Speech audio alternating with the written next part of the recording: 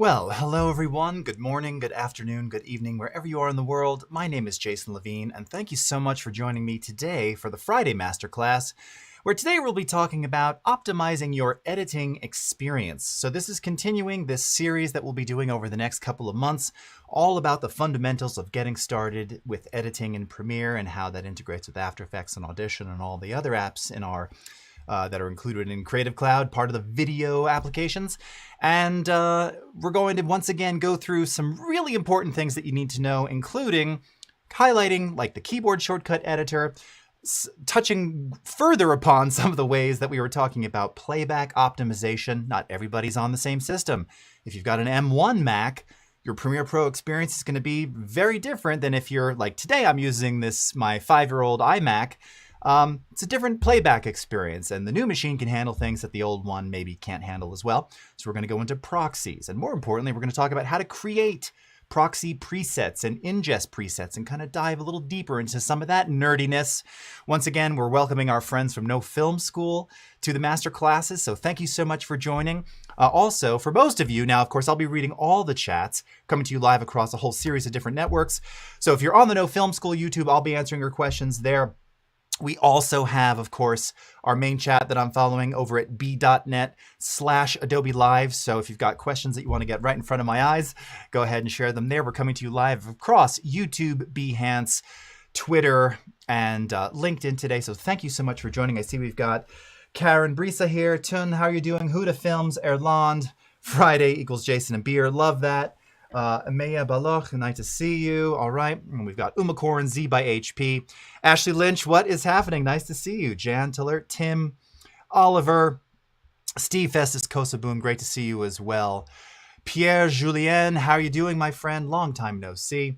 And many more. All right, so why don't we go ahead and get started, and we're just going to dive once again right in. Now, today we are going to do a little bit more of editing. Remember, these first couple of lessons are all about basics and fundamentals and really diving deep. That first episode, we talked about primarily, it was preferences, real hot stuff.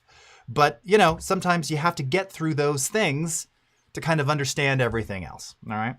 So we're going to start in Premiere Pro, and I think the best place to start is just, once again, creating a sequence, creating a timeline, and let's talk about some of our playback options and different ways that we can solve some of the issues that we may potentially run into.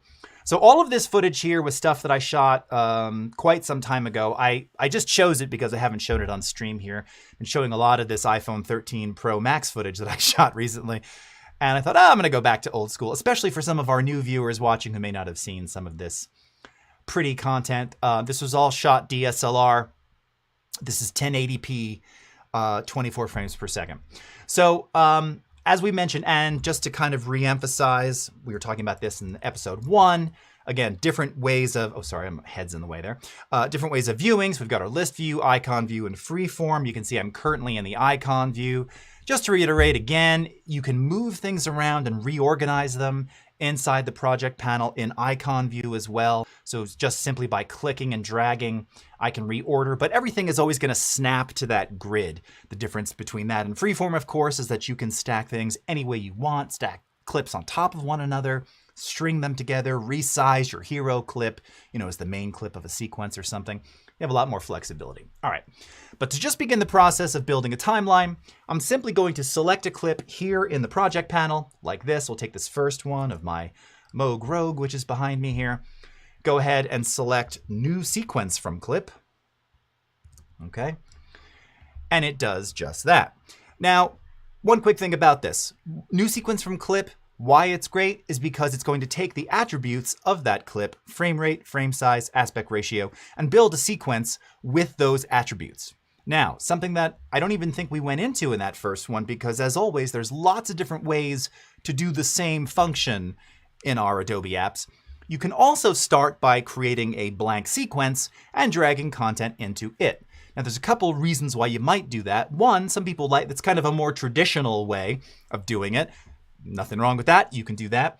Also, it also allows you to sort of customize beyond just the attributes of a single clip, other elements of a sequence. So how do we do that? So we're going to get into a little bit of that there, because again, that too can help inform and ultimately dictate some of your performance down the line, particularly if you're going to be working with mixed media. Remember, we talked about that in episode 1 of this series. One of the great things about Premiere is that you can have a 1080 timeline and throw 4K and 8K and 12, all the Ks could be in there. They could all live and exist in their native frame sizes too. And Premiere just lets you play, and they can be different formats, and it'll just do the work. But that doesn't mean that your playback experience, that your cutting and scrubbing experience is going to be optimized. So that's what we're going to really get into. But let's talk about building a sequence, a blank sequence from scratch. A couple ways to do it, of course, always up at the top, File, New, Sequence. All right, shortcut key N, same as the new item or new document in Photoshop, right? That's the other thing. Again, a lot of the keyboard shortcuts, same across the Adobe applications. You also have this button here at the bottom of the project panel, which is the new item button. And if you simply click on that, you'll get the same list of options that you have from the menu bar up at the top. So let's go into sequence. Now, one of the reasons that I don't actually talk about this too often anymore, and again, for those of you on the NFS side, this is probably going to be one of those elements that will be talked about or at least mentioned in the certifications that you'll ultimately do. So you want to be aware of this dialogue. One reason why me, as someone who shoots with, iPhone 13 and a couple of DSLRs, I don't typically go here because, again, I'm not using a ton of mixed footage. And also, I already know what I want to do. Now, if you have a specific format, or if you're working in a specific towards a specific output or something like that, then you may want to come in here and leverage some of the various presets. And if you just zoom in, you'll see there's categories for everything from ARRI, AVC Intra, AVC HD. A lot of these are sort of more broadcast specific formats, and the sequences as such were designed to follow certain broadcast standards. Digital SLR, again, now some of these you might say, how come there's no 4K DSLR preset? Yeah, because when these were made, I don't think DSLRs were shooting 4K then. We should certainly augment it with the new 4K preset. I'll show you how to modify it in a second here. But this kind of gives you an idea. Again, we talk about legacy formats and legacy elements. DV NTSC. NTSC is gone.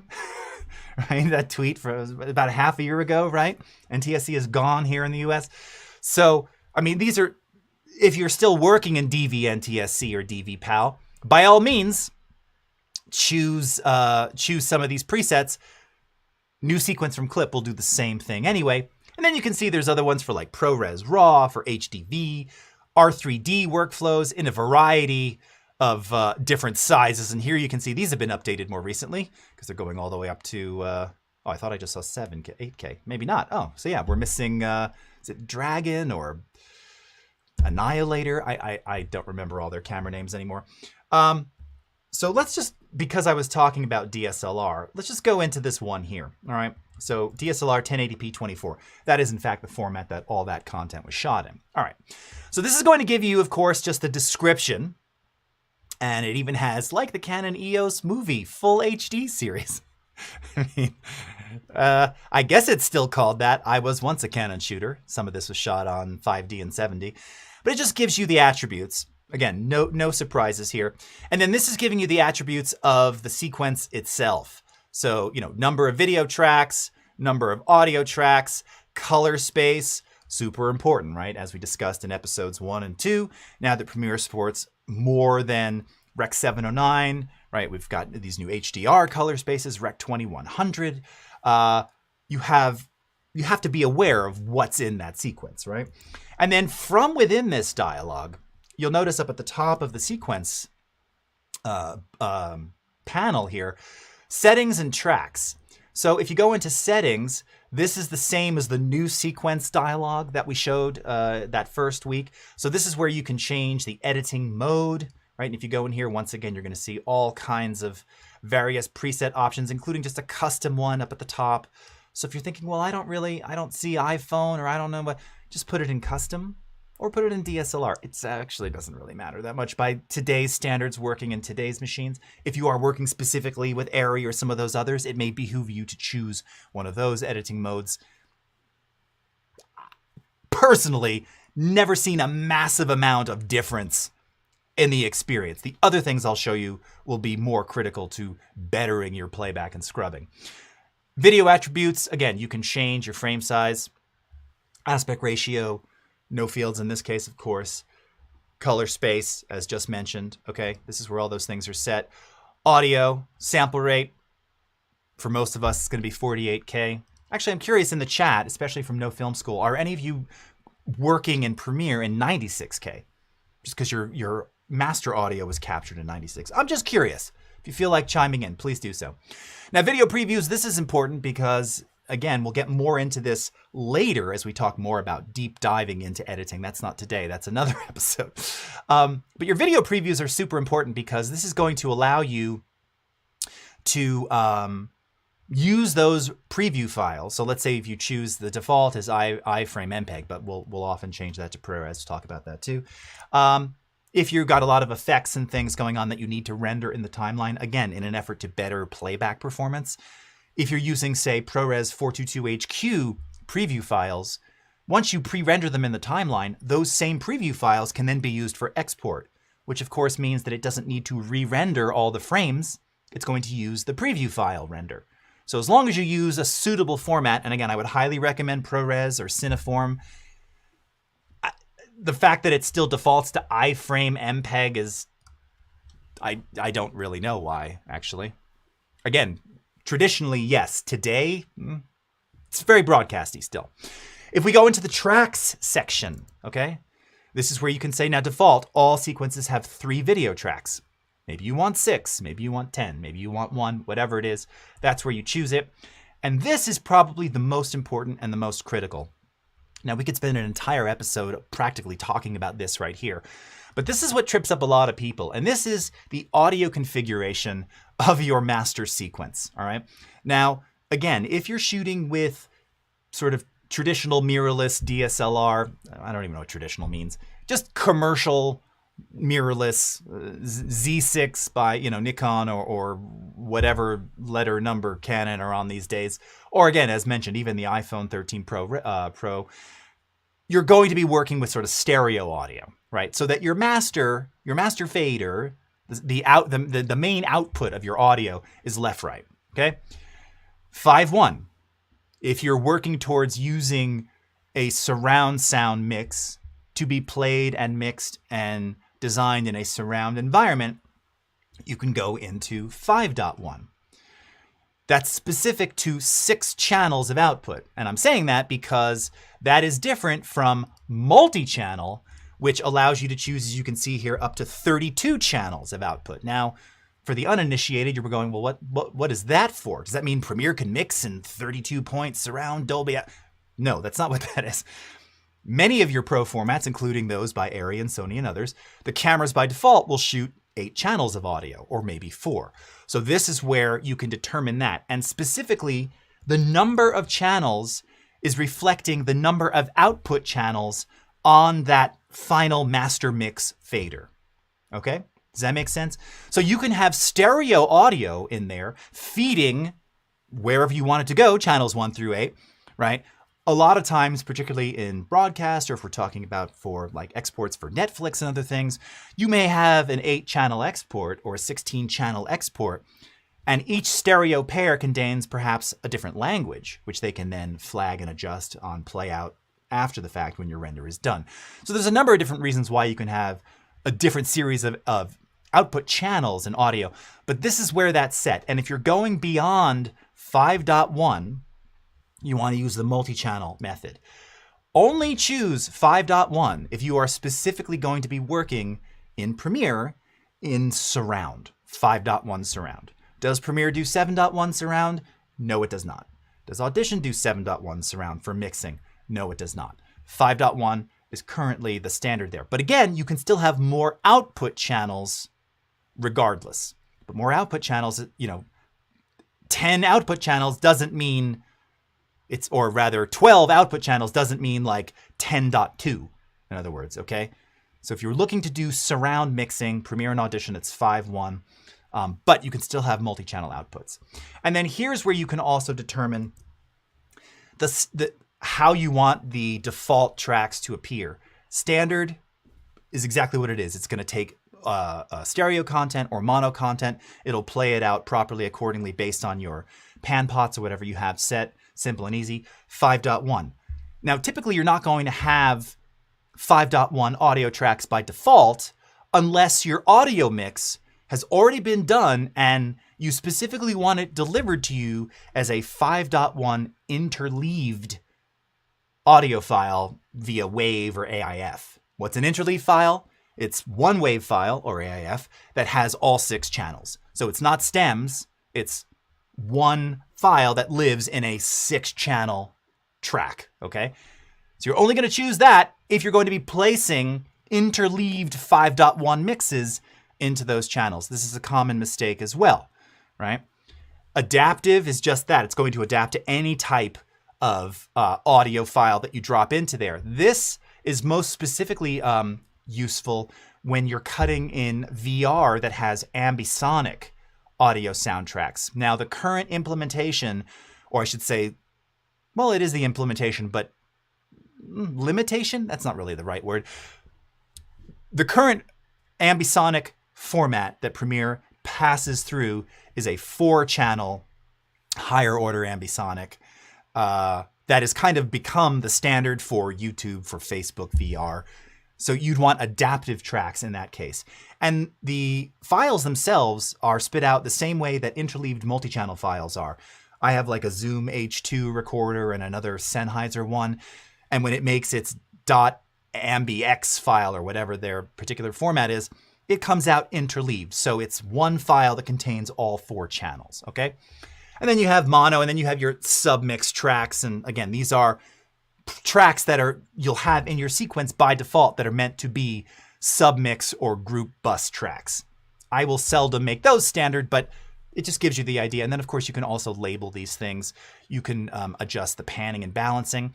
The output assignments, this becomes more critical when you're doing things like, you know, again, based on what it is that you're doing here, where you want particular audio to go in a particular scenario. So again, here I'm doing like a multi-channel, 6-channel output, but that's not surround, okay?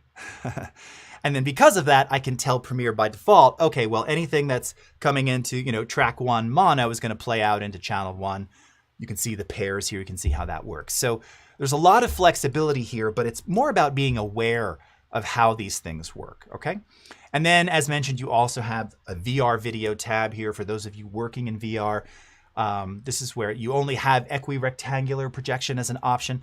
Equirectangular is the format that is required for Premiere to be able to take that side-by-side or over-under VR content. It can also be stereoscopic, but it has to be equirectangular, right? There's lots of different formats of VR, cube, and spherical, and different flavors. Equirectangular is what we want, okay? And you can modify those settings once you have that there. All right, let's go to the chats real quick. All right. All right, let's see. Pete is asking, am I going to try out the new Mac Studio? I hope so.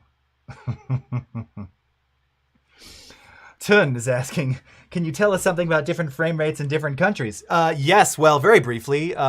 Sure. So again, just by default, sort of if you're in the US here, and for broadcast, we're more sort of commonly working in 29.97, non-drop, or 30. You know, if you're in other parts of Europe and the world, more standard would be 25 frames per second. If you are shooting and going for that film and cinematic look, even on a DSLR outside of country or wherever, 23976 or 24 frames is what achieves that particular motion blur that gives you that sort of film-like aesthetic. And then as you get into 50 and 60 FPS, again, think of how if you've watched videos on YouTube that are in 50 or 60, typically you're going to record in higher frame rates like that if you're trying to do some kind of a slow-mo. It's becoming more standard to do things like 1080 and 60 or 1080p and 50. I don't particularly like the look of that. It feels as digital as it is to me. My eye, it never adjusts to that pleasantly.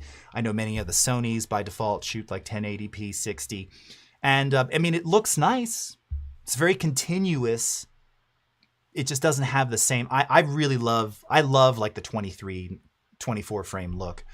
I like that a lot. And 30, whatever. But 60, 50, 60 for me, I'm not a huge fan all the time. Okay, so once you do that, you can give it a name. Okay, sequence 1, very descriptive. And then save that as a preset if you so desire and build your sequence just like that, okay? So again, you've got all these presets here. You can make your own, save them to fit whatever it is that you want in lieu of doing the new sequence from clip option, okay? All right. Yep, and Tuna is saying, yeah, 24 and 25 in the Netherlands for streams and news items. Without motion blur, it's unnatural. Exactly, and that's partly why, again, if you're shooting with a mirrorless or DSLR or on a, even, you know, if you're shooting in something like, what's the app on the iPhone that I'm forgetting right now? Someone will tell it to me. You can change the frame rate, shoot something in 60 frame, and then look at that same thing in 23976 or 24, depending upon which option your camera has, and look at the difference. And do some motion, do something where you're moving, and you're just going to see your eye is probably, maybe, I don't know, maybe it's a generational thing too. You know, I am not of this generation, so for me, that other kind of motion blurred, specific kind of look, it feels more natural to me. When I see 1080, 120 frame per second stuff, or even worse, like 1080, 48 frame, not so good. Not so good. For me personally, all right? And Cornell's asking, why are movies and theaters at 24? Same thing. It's that classic cinematic look. That's how you achieve that. If you don't want that, watch The Hobbit and that whole series, which was, you know, the HFR revolution that didn't quite take off because it was all 48 frames and it looked like episodic TV. You know, that's part of one of the things that you'll note if you're working in 50 or 60 is that it tends to look more like, yeah, like, you know, for those of you in the US, if you're in like General Hospital, it feels like a daytime TV show, right? Whereas 24 frame is going to give you that, well, it's this look, right? It's just kind of a little smoother. There's just something about it, right?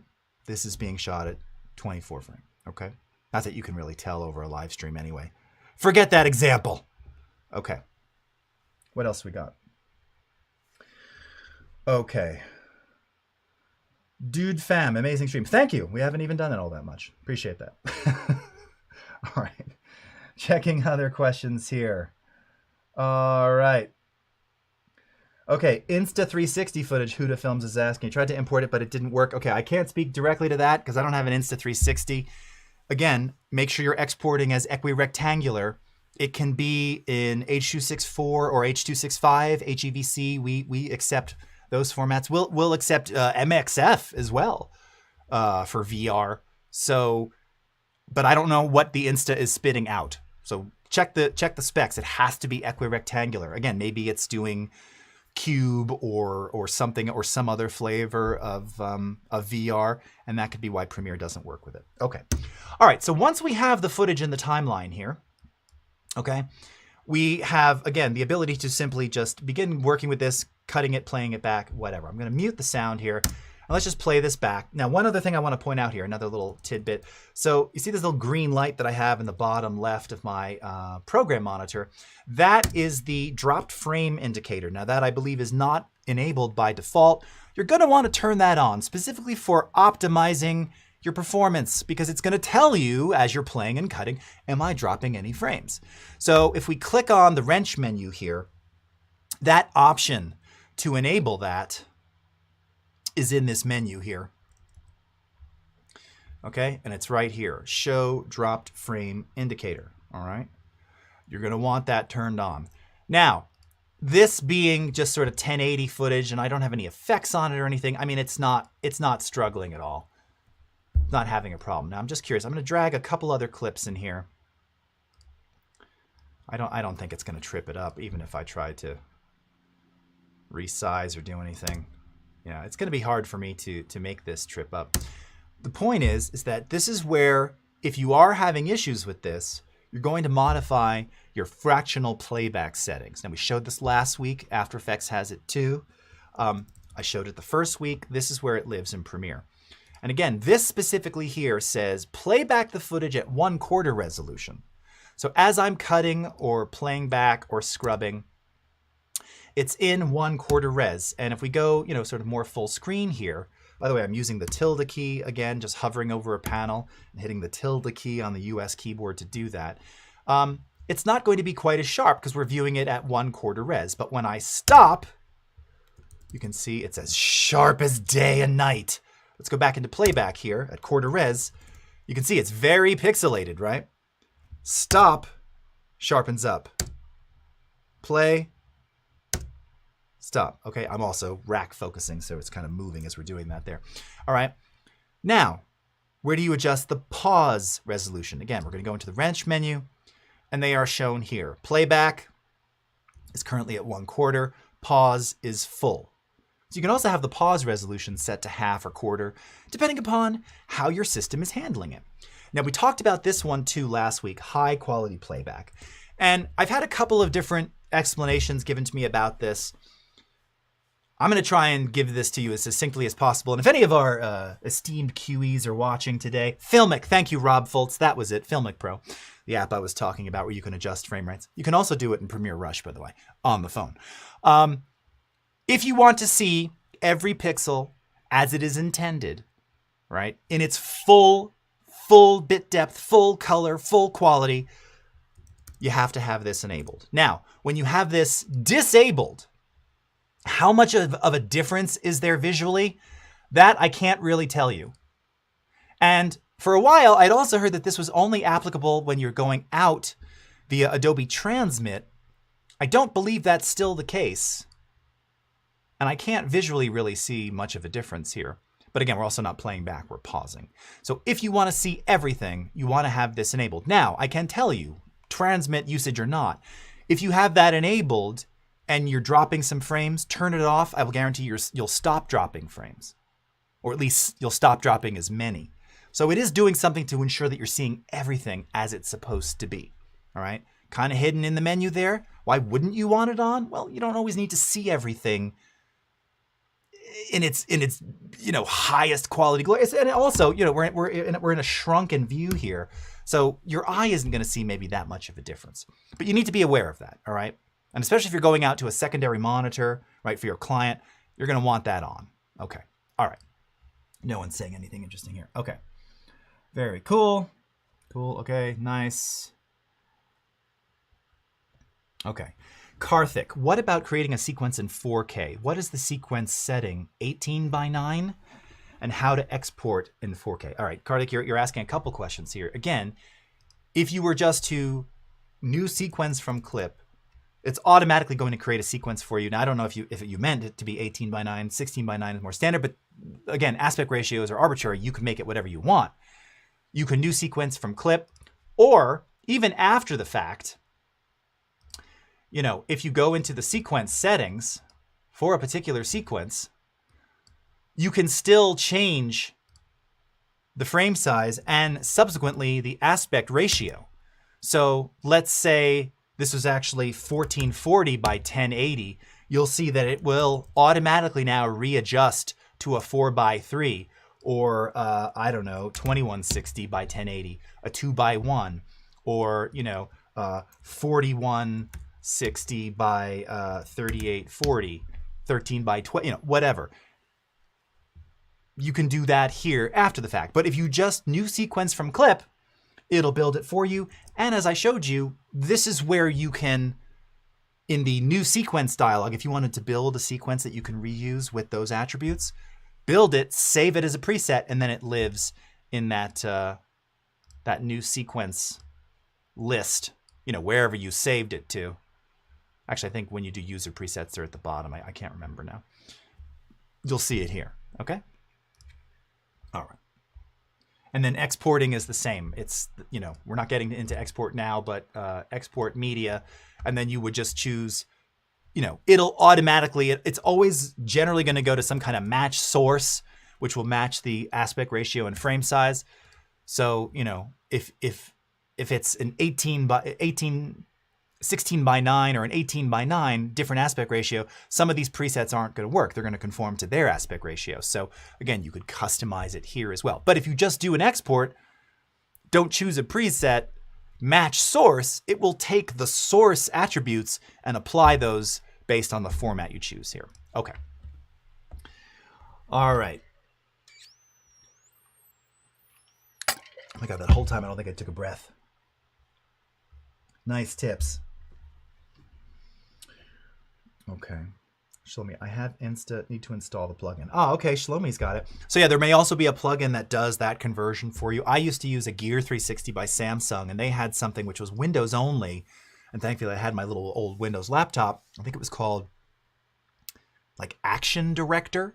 And basically you have to shoot the footage in the camera, transfer it to this laptop, convert it in Action Director to an equirectangular H.265 HEVC, and then I could bring that into Premiere natively.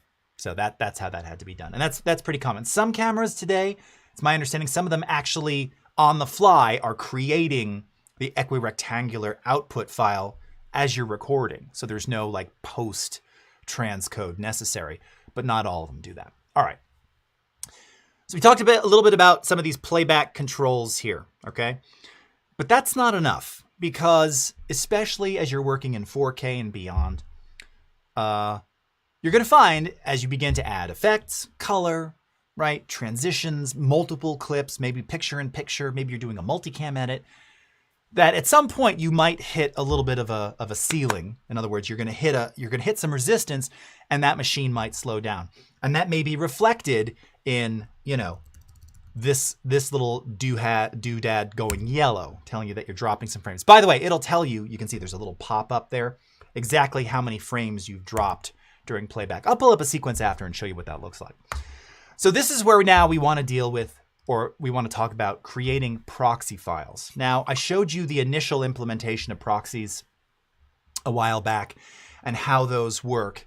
And I want to kind of get more into it now, but specifically we're going to talk about how to create a proxy that uses an overlay or a watermark, okay? Because as I may have described, when you have a proxy file, the whole point of it is to have a smaller, lightweight version of your native media, again, so that you can get better playback, scrubbing, cutting performance. And depending upon the attributes of said proxy, you know, if you're going from, say, 8K to a 720p proxy, yes, when you enable proxies, you'll know, because it's just going to look softer on screen, right? You're going from 720p to, you know, 6000p or whatever that's not that much, but you get the idea. You'll notice. But if you're going, say, from 4K to 720 or even 1080 to 720, it may not be as visually as obvious that you're cutting in proxies. Now, what does that even matter? I guess it doesn't, but if you want to create proxies and you want no confusion and you want to ensure that maybe you're doing dailies or these are your rushes and you're distributing them, and you want to add some kind of a brand or a watermark, this is why you want to create specific ingest presets for your proxy creation. So stick with me. This is going to get a little confusing. I'm hoping that this is one of the UI UX experiences that we ultimately revisit sooner than later. But let's talk about how you do that. Now,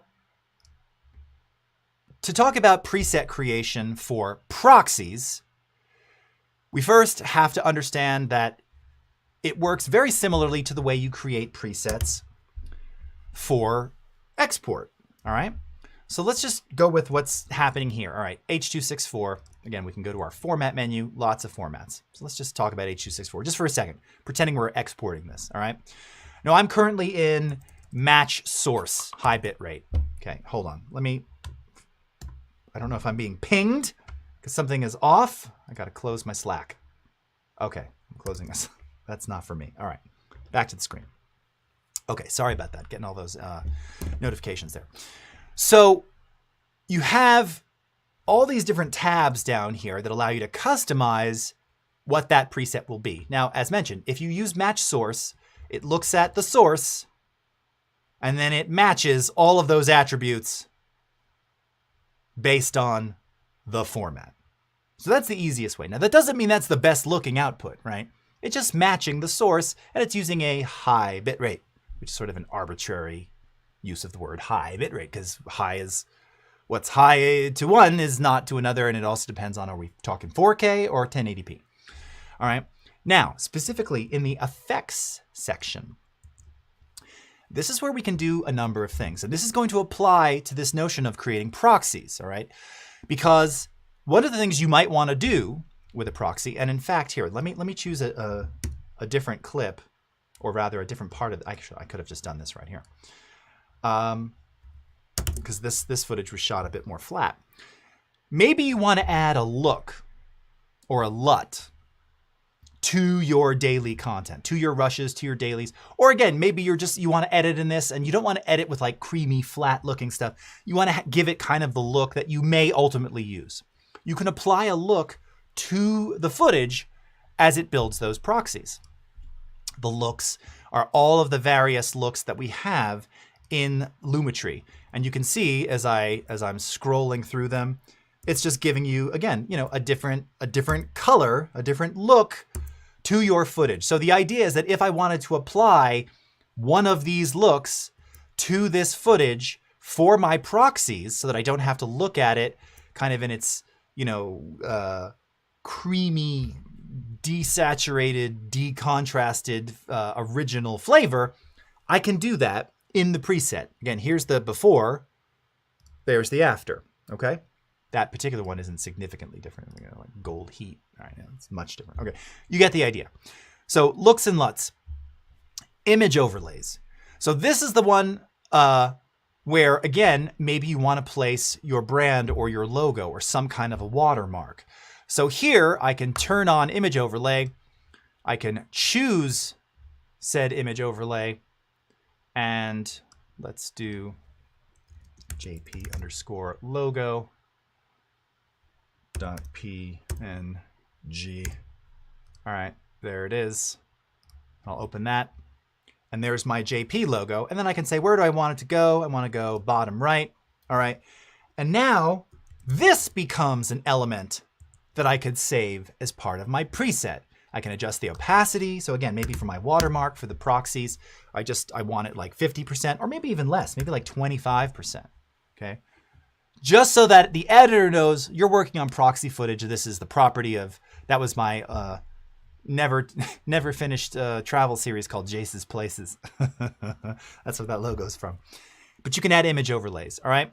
Name overlay, same thing. You can have the file name of your footage in there, all right? Time code overlay, same thing. You can choose the kind of time code that it is. All right, and we're not going to get into these other attributes. These are less likely to be used on proxies. Okay, now the reason I'm showing you this here is because to create the ingest proxy preset, I told you it's a little backwards. You first have to create your export preset, which you're going to use as the basis of your ingest preset.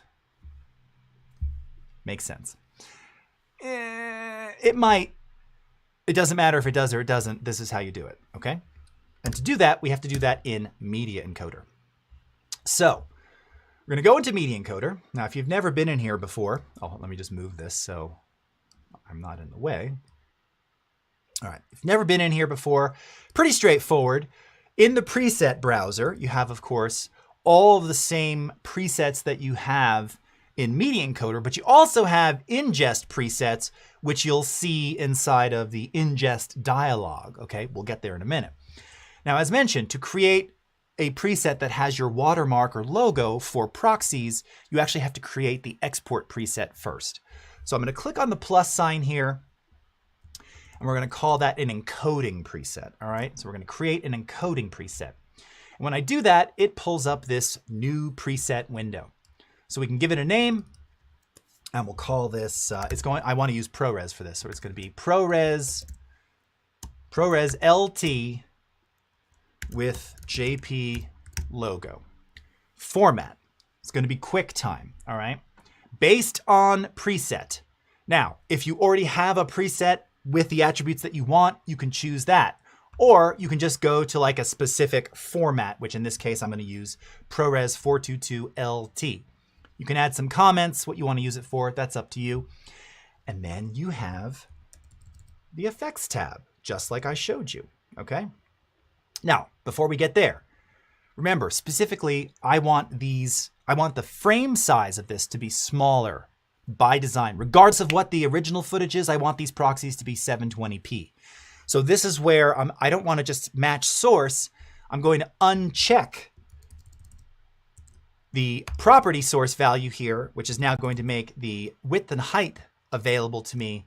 So I can change this to 720p, all right? And now that becomes the frame size of that proxy. Again, I can adjust frame rate, but I want to keep that based on the source, right? We might have mixed frame rates based on camera. Field order, it's not going to change, but same thing. Aspect, you get the idea, okay? And then you have other options in here in terms of bit depth. Now, this is, again, a question. Do we want to do the highest bit depth possible for the proxy? No. That's going to significantly increase the file size and make it less lightweight. So we want to keep it in 8-bit, all right? You've got a couple other settings here. Again, most of these you're not going to have to change. We're using this as kind of the dummy setting for our ingest preset. Now we're going to go over to effects. And again, this is where we could add a look if we want. Now, I don't want to add a look to anything because I have a lot of different mixed media here, but I do want to use the image overlay. So once again, I'm going to go back to my JP logo. I'll call this JP logo, right? PNG. There it is. Okay. Position, bottom right. Opacity, 25%. Okay.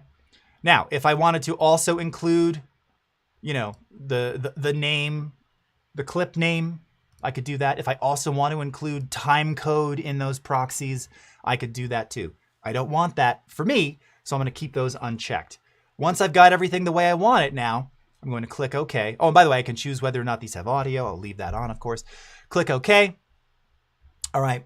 And there it is. ProRes LT with JP logo. Okay. And that specifically, again, is an encoding preset. So now I'm going to take from here, I can also just right click, by the way, and I'm going to create an encoding preset. So this is what we're going to use to ingest and create those proxies. So let's go ahead. Did I just say create encoding preset? Create ingest preset. I'm confusing myself. Well, we made it easy. Okay. So the preset name is going to be ProRes LT with JP logo for proxy. Very descriptive. Okay. Use this to watermark all proxy footage. Okay. And then you have the option here. Do you want to copy files to another destination? All right. I don't need to do that. Do we want to transcode the files? Yes, because we want to do this in ProRes LT, right? Now, here's, again, one little tricky thing. It asks you to give it a destination. You can just leave that because when you go to actually create the proxies in Premiere, it asks you again. So the destination location is actually not baked into the preset. It seems counterintuitive. Why would we show it otherwise? I'm not exactly sure. Maybe because that it does get saved in there, but you still have options to change it after the fact. So you don't have to worry about that. All right. In this case, the format, of course, is going to be QuickTime. And for the preset, what are we basing this ingest preset off of? We're basing it off of the one that we just created right here. ProRes LT with JP logo. All right. So go ahead and choose that. We can add file metadata to these proxies if we want, okay? We can do file renaming to the proxies if we want. Let's go ahead and click OK. All right. And now you'll see ProRes LT with JP logo for proxy ingest, okay? Now there's one more step. We need to export this so we can import this as an ingest preset into the ingest dialog. That's why we have these masterclasses. So I'm going to right click and I'm going to choose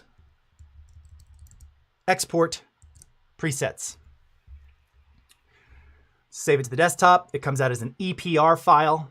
Click Save or Proxy, and I'll call this NFS because I think I created a dummy one before for myself just to test. Okay. So now we're back in Premiere. All right, and I'm gonna come to your questions I see you're asking here, so just hang on. Now we're back in Premiere, and I wanna create proxies for this footage. And I'm gonna select a whole bunch. All right, so we're gonna select this clip, and this clip, and this clip, and this clip, and let's get some of these Galaxian clips in there because they're cool, and maybe this one here from Shibuya. All right. And we're going to right-click, control-click, proxy, create proxies, okay? Now, by the way, create versus attach. If you already created proxies elsewhere, maybe this footage came from someone else. Maybe this came from another editor. Maybe they built proxies in Avid or FCP or elsewhere. You can attach proxies after the fact. Reconnect full resolution media. Similarly, if you're only working with proxies and you want to attach, you know, the 4 or 8K version of something to the low-res version, you can do it there. The really nice thing about our workflow is you never have to do any reattaching because it's a single click to toggle between proxy and native media, which you'll see in a second here. All right, let's go ahead and create proxies. And we open up the Create Proxy dialog. Okay, format's going to be QuickTime. Preset. Now, again, so here's the dummy one I created earlier, but these are the defaults, right? But we want to add the one that we just made. So let's go add ingest preset. Desktop, here it is today. You can see just a minute ago, .epr, open, all right? And as mentioned, as promised, where do you want it to go? So that arbitrary destination that it showed, it doesn't even show up here. It's just arbitrary. Again, I really should tell, that really shouldn't be there because it's confusing. My personal preference is to have the proxies in a newly created proxy folder that lives next to wherever this original media lives. That's my preference. You can stick it anywhere you want, okay? And then we're going to click OK. All right. Or maybe for this, actually, yeah, all right, I'll do that. I already have some proxies generated here, so I'm curious as to how all of this will go. So what you're going to see now is we see this thing creating proxy jobs, okay? Because the proxy process, as you might expect, is happening in the background. So when I go to Media Encoder, what you're now seeing is that it is batch processing. And by the way, you can already see in the preview, see my watermark, see the logo? That's all coming from that preset that we just built. And all of this is happening in the background very quickly. Now, here's the amazing thing. You can start a timeline. Let's just start with this Shibuya footage, new sequence from. You can start a timeline with this footage, okay? And you can start cutting it and doing things with it. When the proxy becomes available, you can switch over. There's nothing you need to do. Now, obviously, as we're looking at this right here, you can tell this is not the proxy footage because it doesn't have the watermark. So how do we know that we're working with proxies? Well, that's going to involve enabling or revealing the toggle proxy button, which you're going to find in the button editor, right? So we looked at that in our first episode as well. So in the button editor, the one you're looking for, it's already in my buttons, is this one here, toggle proxies. So if you don't have it, again, you just drag it, click and drag down into the buttons that you want. That's what it looks like, okay? So now with this clip in the timeline, when I click toggle proxy, now you know we're working on our proxy footage. Turn it off. Now, can you see why I added that watermark? Because to the naked eye, I mean, the footage didn't look too different. Now, again, it doesn't really matter, but if you're wondering, here's the case in point. If you are editing with a lot of footage, you're going, God, why is it so sluggish? I just made all these proxies. Well, sometimes you can't tell. Maybe you've turned proxies on, but you took the button out of there, so you don't even know. If you've got the watermark, you know. And now you can troubleshoot other reasons why you might not be getting the performance you should be getting, all right? But as mentioned, so now when we drag our clips in here, okay, do all this stuff, just muting everything so we don't have any of this audio in here. All right. Oh, and that footage, this is 4K down here. So these are 1080 clips. That's fine. Again, the proxy is still 720p.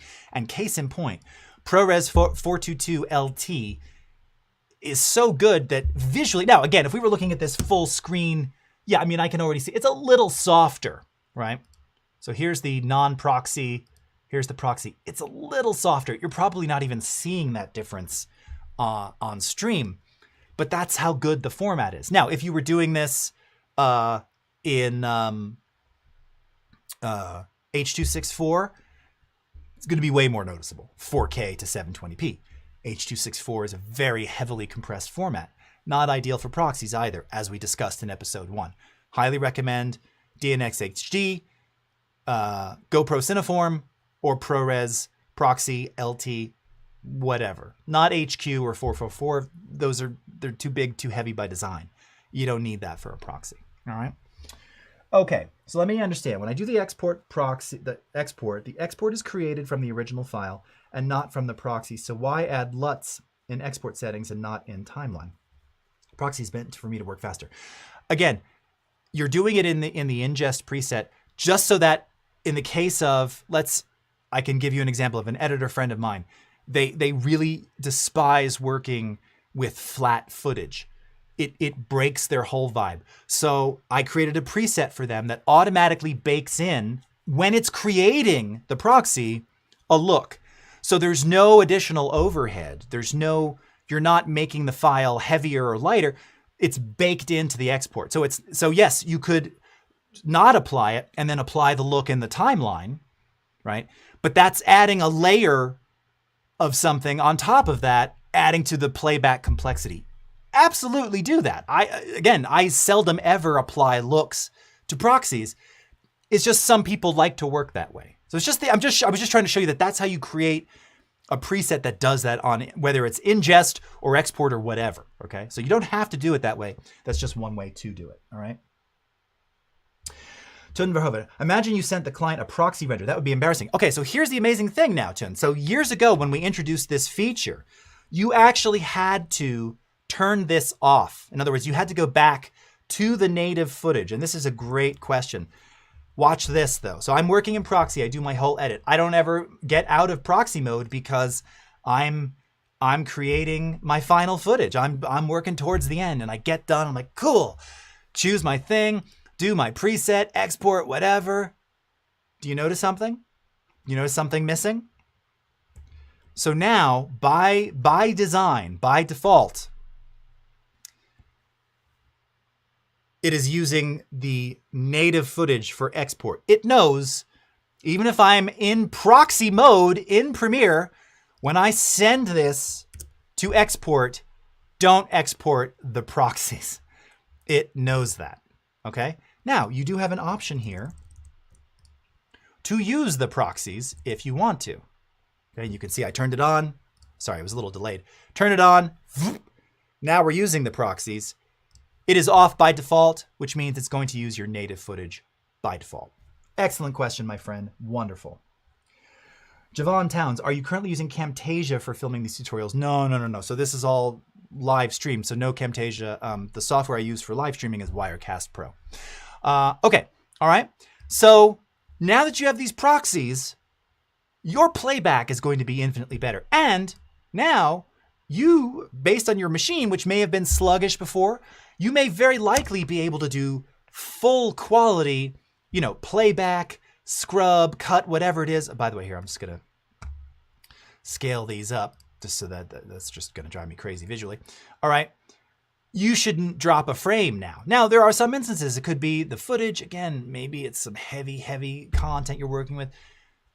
I'm not going to say you're never going to drop a frame. It could still happen. But the proxies are going to lighten that load so much for you. And honestly, if you're doing anything 4K or above, that's going to be long form. You saw it. It's pretty quick to transcode all of those. They were shorter clips. If you got a lot of long media, and it's a 1-minute edit, maybe you don't make proxies. Maybe you can just edit the whole thing in 8th res, right?